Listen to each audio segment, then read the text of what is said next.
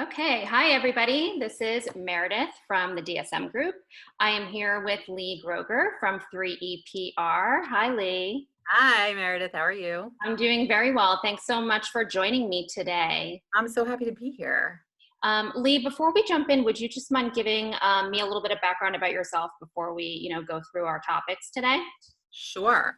So I am Vice President at 3E Public Relations. I have been doing PR for, I think it's close, oh gosh, I think it's somewhere in the 15-year around there.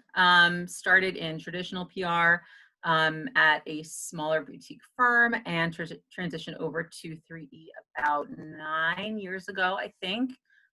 So, you know, my background, I have a really good balance between B2B and consumer PR, lots of social media, lots of content development, content marketing, which is what we're here to talk about today.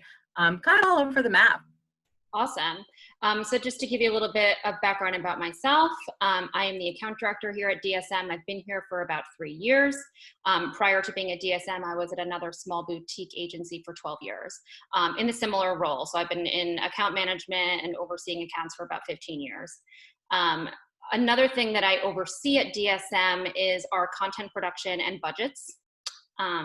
So I'm making sure that I am the resident bookworm, so I'm also the grammar nerd. So I'm reading every piece of content that goes and leaves the agency, and I'm also overseeing. We have dozens and dozens of writers that we oversee in multiple verticals and industries. So I'm overseeing that process and those budgets as well. I am also the resident grammar nerd, so we Nice, share that in common. Yeah, nice. We should start a book club. I'm in. All right. So we're here today to talk about content marketing, and more specifically how it relates to PR. So here at DSM, content marketing is really the backbone of all of our strategies that we develop. Our goal for our clients is to really create content and resources that inform our potential customers and really nurture them through our marketing funnel. And that content can really be anything from website content to white papers, blogs, ebooks, webinars, various types of video content. So because that's the backbone of our strategies, I'm wondering how content marketing kind of fuels your PR strategy and how that could relate to marketing strategies as well. I mean, I think that the material that's developed for content marketing, all the stuff that you were talking about, white papers, newsletters, e-guides, all of that stuff can be repurposed for, and often is repurposed for PR initiatives and to gain PR value. Sometimes that, as you know, that material is created with both disciplines in mind from the get-go, and sometimes the stars kind of align and you create it maybe for content marketing purpose and you are able to down the line in some capacity use it for a PR program. So, I think a good example is to work with a B2B client and we gather customer testimonials on an ongoing basis. So we have this library of testimonials to pull from for whatever we need it for. We use it a lot for trade show collateral and other content marketing initiatives because, it's just like the purpose of PR is sort of like this third party telling you, oh, I like this product, or I use this service, or this is how this thing is of value to me. Testimonials are the perfect example of that. And so that's why we use them so much. So we use this in particular a lot for trade show collateral, and their audience of like-minded individuals just finds it useful in terms of understanding how they can apply it to, for their own purposes. So several times, we'll have all the content, we use it for trade show, we use it for, other content has been used for advertising. And several times editors have come to me asking me for user reports on various products. And because of those testimonials, I kind of had those leads. I knew I had that content. Now it wasn't in the format they needed it to be, but so then at that point, it was really just a matter of reaching back out to that person who we featured in the testimonial and talk to them about sort of like blowing out that content into sort of a longer format piece that could then be utilized for editorial purposes. Right. So yeah, it's definitely, there's a very symbiotic relationship there. Right. So one of the biggest challenges that we have in terms of creating content, and it's funny, is actually the production of it. As I mentioned before, I have access through various different platforms to countless writers in different disciplines, verticals, industries. They can write and bang out content that I tell them to do very quickly.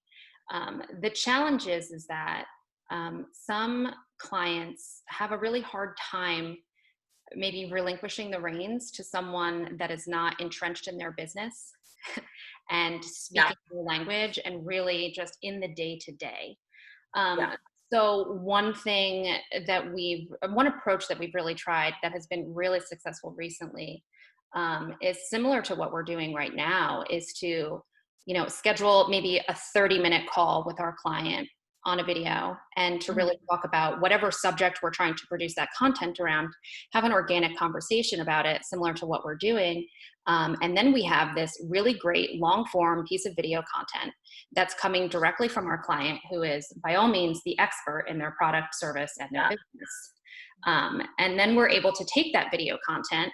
So number one, we have a 30-minute video. Then we're able to take that content and distill it down into shorter, more digestible, approachable videos that we can use across various platforms like social media. And then we're able to really transcribe that video and that content into those blogs or those website pages or those email newsletters.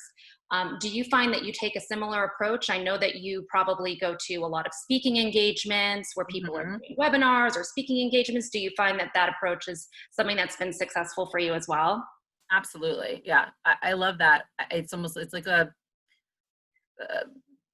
secret interview. It's like, it is a form of public relations. I mean, and you're also using, I mean, what I like about that approach is that we're able to use it for our own sort of internal knowledge base. And so whether we use that exact content, that exact video or recording or email, whatever it is, for a video or a blurb or just a piece of content, I can also lean on that to develop other content. And so because I have this sort of, half hour or whatever it is of sort of like dedicated conversation and insight about this particular topic or particular company, whatever it is, I can really, and I often do, I just did it yesterday actually while I was writing an article, was that I went to an old interview, not an old, a pretty recent interview, and I was trying to kind of recreate like repurpose the content in a different way to address the topic that I was talking about. And by just sort of like replaying that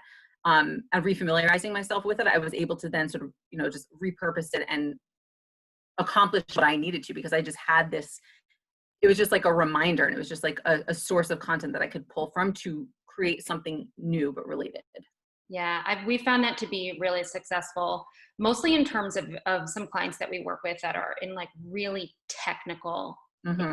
So a lot of clients that are in trades, they're very comfortable giving us the authority to just take the content and run with it. And they're like, good. Clients that are, we have a testing company that's full of chemists, they're a testing lab. On their end, they need this to be buttoned up. One wrong terminology destroys their credibility. So that content really does need to come from them. And it's kind of impossible. And I can't ask my client to sit down and spend 4 hours writing something.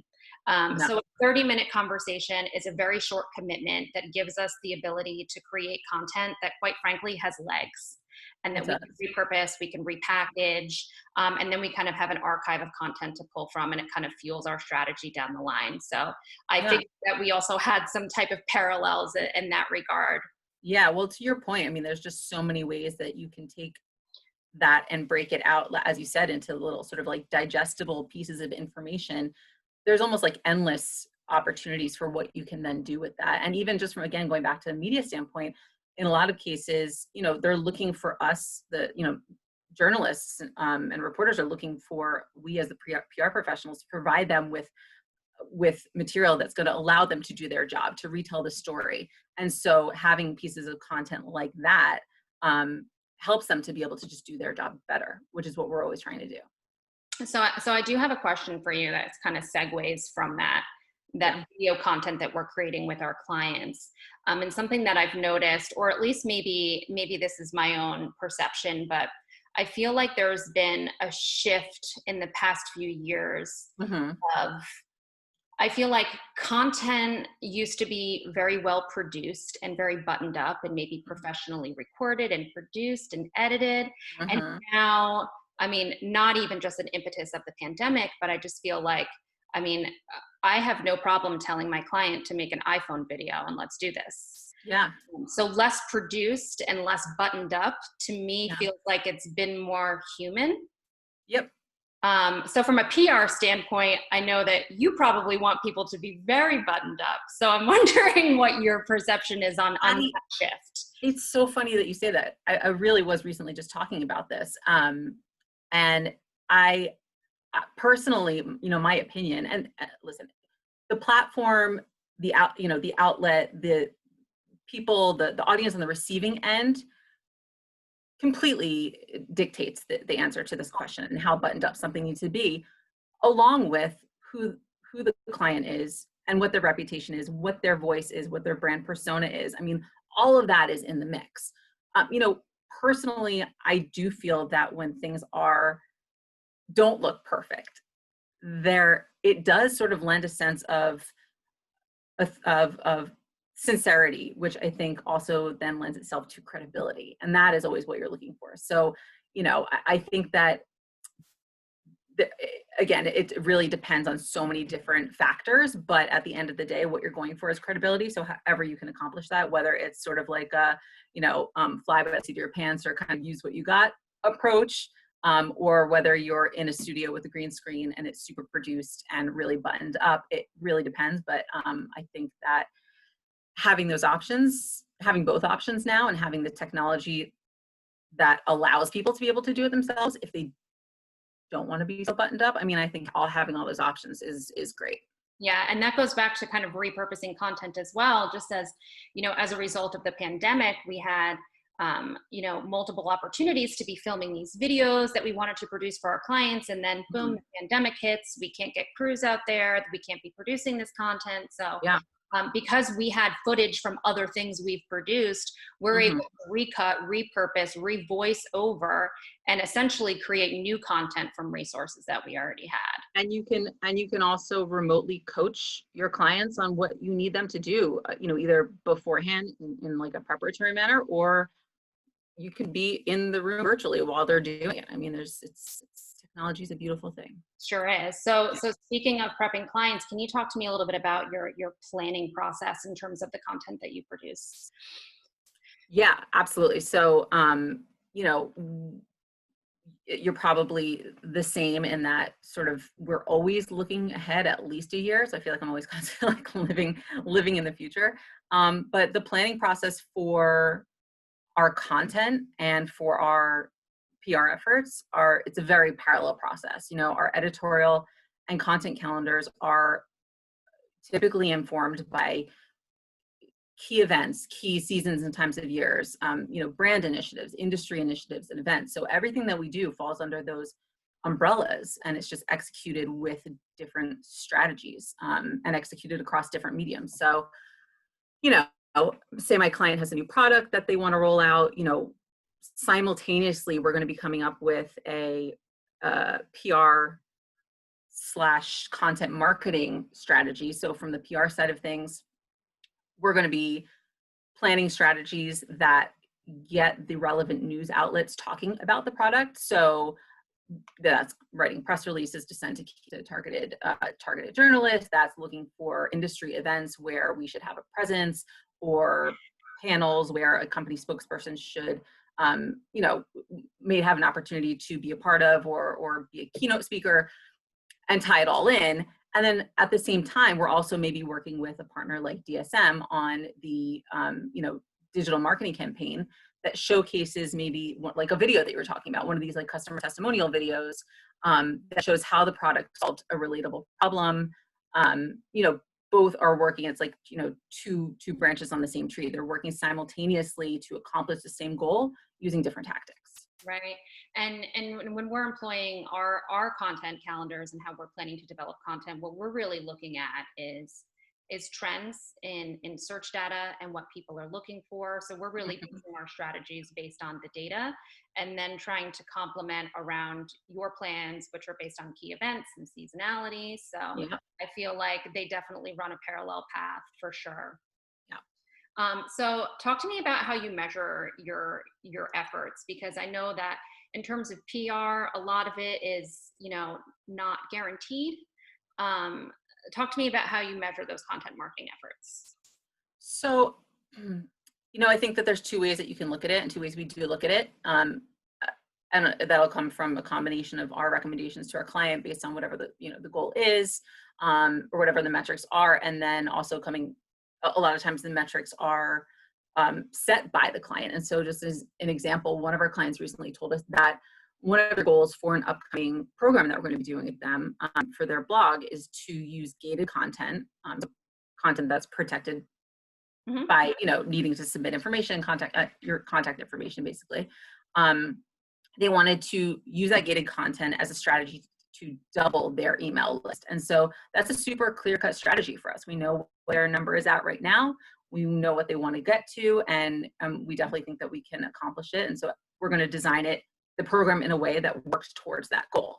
So that's an example of like a specific, metric or a way to measure results. Mm-hmm. And then in terms of just like typical results and what you would see, generally speaking, see from content marketing, if you're doing it the right way, there's three things. I would say three main things that you can expect. One is discovery. So being discovered by the right audience, generally prospects, people that you want to be customers. Engagement, which is a word that we hear all the time. Our company is 3E public relations. One of those E's is engagement. It's what you want, right? You want people to be reading, consuming, and you want to be able to somehow track. And that's a great thing about digital media and social media, is that you are able to really truly track engagement. And so good content marketing has the ability to create engaged audience that like your content, that support your content and your business, and that become brand evangelists, so sort of almost like unofficial spokespeople for your brand. And then the third, which is tied into that, is loyalty. And so that's really kind of the result of organically building an audience that trusts you and that wants to hear from you. And all of it really ultimately increases the likelihood that they're then going to start or continue supporting your business. Right. Completely makes sense. That's exactly our approach as well. Yeah. From DSM's perspective, working on a project with 3EPR, and in terms of we'll use that gated content, for example, and we're measuring it on DSM's side. We're looking deeper at, okay, how many eyeballs did we get on this? How many people clicked on it? How many people fell off? How many people opened up that email for the download? Where are they dropping off? And then tinkering, maybe adding that offer higher up on the page. So from our end, we're adding those digital insights to kind of optimize that campaign around that content. Yeah. So tracking, it's always been such oh, sorry. No, go ahead. Yeah, no, it's always been such a challenge. And I think it is for everyone. I think that if you're talking about really any discipline under this sort of like creative umbrella, advertising, if you're talking about tracking, billboard, how like any sort of like outdoor advertising is working. Are you talking about how many cars are driving by it? I mean, there's so many different ways to do it. And how do you know really what's working? And for PR, what's always been a challenge has been sort of like proving the value. Do you tier the placement based on how many how big the circulation of an outlet is or anything like that? And with all of the crossover now, the fact that we're able to, that we do, for example, take media that we secured and use it for content marketing and use it in social marketing, we can then digitally track how much engagement it is getting and how people are interacting with it. And then going even further and using things like Facebook pixel codes to then see how those users are then continuing on to then engage on the website and other owned platforms and things like that. So there's so many ways to be able to track it. It's really, I think for us, and I think for you too, about identifying, okay, well, like starting with the objective and then working backwards from there and using that to kind of inform what your metrics will be. Exactly. I think that the very first thing is we kind of determine what our goal is, what we're trying to accomplish, and then how are we measuring this? Yeah. How are we going to report on this, and how are we going to prove our results on this before we even really determine the tactic? What is going to determine success on this? Yeah. And what matters, like it should be something that matters, not sort of like it's nebulous, number that you think should, it really, it's important to have that conversation up front with clients about, okay, so like, what are your goals? And so, and then what needs to happen in order for that to be true? Of course. And in regards to content marketing, just even over the past several years, I mean, it used to be where you can just, publish a bunch of blog content and suddenly you're just got a ton of traffic, and, your charts are going up and to the right. Like, look at all these people that are visiting your site. It's not so black and white anymore. Content marketing has evolved. Google's algorithm has evolved. It's really, I always say I would rather have less eyeballs on my content and have them be the right eyeballs. 100% quality versus quantity. Exactly. Mm-hmm. So speaking of those changes, what type of industry changes have led the marriage between PR and content marketing in your industry? So I think that, I think about the changes over the past, several years. The biggest thing that's changed has been the media landscape in every way. I mean, every form of media, but when I'm talking about everybody's a publisher, Lee. Everybody. That's why it's like, it's so funny, the word content. It's just like, it's everything. Everything is content. Everything is content. It's just a matter of how you're getting it out. And that's what, and then that, the way that you get it out determines like what it is. So, when I say media, so for us, I'm talking about the free press, right? Which isn't entirely free anymore. Certainly there are earned media and earned press opportunities. And that's a really big bulk of what we do for our clients. So what we do well, we have those relationships with media. We know what it is they're looking for. We know how it is they want to receive that, sort of like, the best practices for securing that media coverage. So, but the shift to online news consumption, to digital, has from, we'll call it from a print media standpoint, for example, it's just resulted in less advertising dollars, fewer print subscribers. The revenue that these outlets were getting from that before is just shifted drastically, and that has resulted in smaller reporting staff, smaller newsrooms. And so that's created a need for more content development. And where is that content development coming from? If their newsrooms are smaller, their staff is smaller, right. It's coming from the brand, right?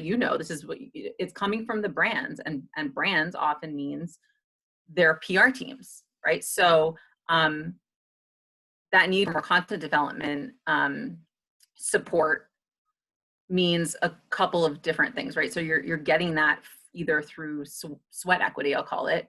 So by that I mean sort of like doing a lot of the legwork or writing the byline, like basically writing a byline, creating that content and providing it to them, and sort of like making all of those efforts to ensure that the story runs, or through sponsored content, which I'm sure, you have probably a lot to say about that, where you're certainly paying for the placement, still relevant content, but just because of the way that things are, having to pay for that. And in many cases, not always, but in a lot of cases, I say probably most, you're also creating that content. So I just think that the evolution of just sort of like editorial media and where it is today has just required the need for more content creation, and just coming directly from the brands, their team, their PR teams, their content marketing teams. So what's your experience been with that? I think that you hit the nail on the head. I think that as technology evolves and the way people consume media evolves, we've just had to shift our strategies. We have to create different content in different channels, and test and test and test and see what works. That's basically what we're doing. And the great thing about digital media is that, you get real-time results. You can see if something's working. I can run a piece of a sponsored piece of content and see how many eyeballs are on it and how many people are clicking on it. And I can make changes on the fly if my copy's not right. So that's the beauty of it, is that we do have the agility nowadays, but Yeah. it changes so fast. Everything does happen. And that's the beauty and the curse, I think, of that like sense of urgency and that immediacy, the ability to be able to make change, to see, to, you know, kind of absorb what's happening, make adjustments, and then adjust for the future, and doing that on a continuous basis. I mean, it is so helpful. It's such a useful tool. And at the same time, it also just raises the expectation that everything is going to happen faster. And so, you know, you really have to be on point, be on top of your game. Right. And doesn't it always seem like by the time you finally mastered something, like it completely changes or another platform comes in and completely disrupts everything? I know, but I will say, what I will say about that is that it's kind of like reminds you of, you know, when you're prepping for SATs, they say it's not about knowing the answers, it's about knowing how to take the test, right? Right. So I think it's similar here in that you kind of, there's always a little bit of a learning curve, but knowing, okay, I've done this now a million times, whatever the new thing is, I know there's going to be a little learning curve, but I know how to do it. Right. Yeah. And we always try to, you know, start small. Like if we're doing sponsored content or any type of advertising and pushing content out there, we're always starting with a smaller budget. So it's not a Yeah. very large investment. And we're Mhm. running things and we're tweaking them and we're optimizing them. And once we finally see those metrics and those results that we're looking for, then Mhm. we scale. So we're not Yeah. just dumping money into campaigns and fingers crossed, I hope this works. It's really, there's a methodology behind it that Yeah. we've at least been able to manage budgets in that respect, and it gives us an opportunity to kind of Yeah. learn and tweak as we go. Yeah. It So doesn't do anybody any favors to do it the other way. I mean, I think taking a phased approach it's just what you have to do, to your point, to be able to I mean the relationships too with clients, it's so important. We're all we're not working looking to work. towards the same goal. Yeah, we're not looking to work on one project and buy. We're looking for a long-term No. relationship, and being Yeah. conservative at first before scaling is definitely the way to go to manage expectations and to drive the results that the client's ultimately looking for sure. Yeah, you want to know what you're working with before you put all your eggs in that basket or those baskets. For sure. So I had mentioned earlier about my biggest challenge about producing that content was really um, trying to find someone with the expertise of my client, which is them. No one is ever going to know their Yeah. business better than they do. Yeah. That's kind of been my biggest challenge when producing content. What do you see as your biggest challenge right now? So specifically right now, I will say, you know, the media landscape it's always competitive, it's always challenging. That's part of what's fun about it sometimes is finding that finding that perfect angle, you know, making that perfect match between the client story, the journalist is looking for it at the right time. I mean, that's the dream. That's what works. And right now and for the past 6 months or so, there's been a very specific need in the media. And for a long time, I would say it's starting to, you know, starting to change. But for a long time, it was really about COVID-19. It was about the pandemic. The results. If you didn't have news that was essential, it really wasn't a story that was worth being told in the eyes of the media. Not, I mean, listen, there's certainly exceptions, but by and large, that was the case. And so that really created a challenge for a lot of clients who maybe didn't have that, so those sort of tie-ins, to be able to secure media coverage. That is part of the reason the existence of content marketing and social media and all of these other components is so helpful, because it's not just like, you're okay, now you're dead in the water, you've got nothing. But we always part of our philosophy is this sort of always having a backdoor approach strategy. So always, okay, this is the story, this is what they're looking for. But at first glance, maybe we don't have there's not an obvious tie-in, there's not an obvious sort of like relationship here to a story that needs to be told. But what if we look at it this way and take it from this? And that really is what, you know, coming up with those angles, they end up a lot of times having the longest legs, and then you're able to run with that in different directions. And so it's a challenge that also then presents an opportunity, which is always nice. Right. Do you find that obviously you have clients across multiple industries similar Yeah. to them? Do you find, at least in the past 6 months, that you found opportunities to kind of piggyback on other clients' opportunities to kind of maybe group them all together in one strategy and craft a story? Yeah, yeah, that's happened. There's one opportunity that came to mind, and um, it had to do with logistics. It was a logistics story. We have a client who's in the fulfillment and distribution, specifically within the e-commerce industry, and so there's been a lot of opportunity for them, just with the way that retail is going, this giant shift to e-commerce and all of that stuff. And then there was another client that was also in the logistics industry in a totally different capacity from like the transportation standpoint. And so, my coworker reached out to me and said, hey, I have this opportunity. They need this. It was a few months ago. I can't remember the specifics of it, but this is what they're looking for. I can take this part of it. Do you think that this other client can, tackle this part of it? And they could. And so, yeah, there's definitely opportunities for that sort of like cohesion. Awesome. Yeah. So before we wrap up, Lee, are there any final words or thoughts that you want to share? Yeah, I mean, I think that it's important to understand. I think that people have a hard time sort of wrapping their head around what all of these different disciplines are under this creative umbrella. So there's advertising, there's digital marketing, there's PR, there's social media, there's all this, and it seems like a lot of gray area. And I think what's important to understand is that it's kind of like an a la carte situation. These things, all of these disciplines really complement each other in different ways. It's so important to have an agency partner that you trust, that can guide you in understanding your goals first, and really placing importance on what your goals are, not just telling you what you need straight off the bat.